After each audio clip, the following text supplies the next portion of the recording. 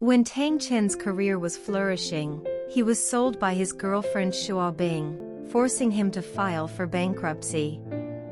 However, he quickly withdrew from the swamp of failure and actively focused on the second endeavor. Although Xia Zhou has been a close friend for a long time and has a fantastic writing style, he has always been a miserable little reporter. He was the first member of the entrepreneurial team to join, persuaded by Tang Chen and with the encouragement of his wife.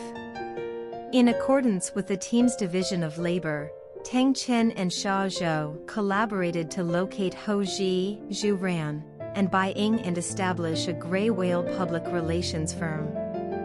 For many years, Tang Chen actively sought for clients, guided his colleagues through challenges, assisted pig feed mogul Xia Liqiang in establishing a public image, promoted the Angry Divine Comedy, and was successful in obtaining Feida's PR contract.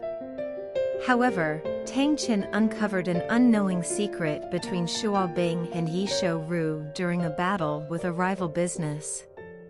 Tang Chen and Xua Bing killed each other out of fear of being mistaken for someone else, and after a few games, they finally realized why Xua Bing made what appeared to be such a callous decision.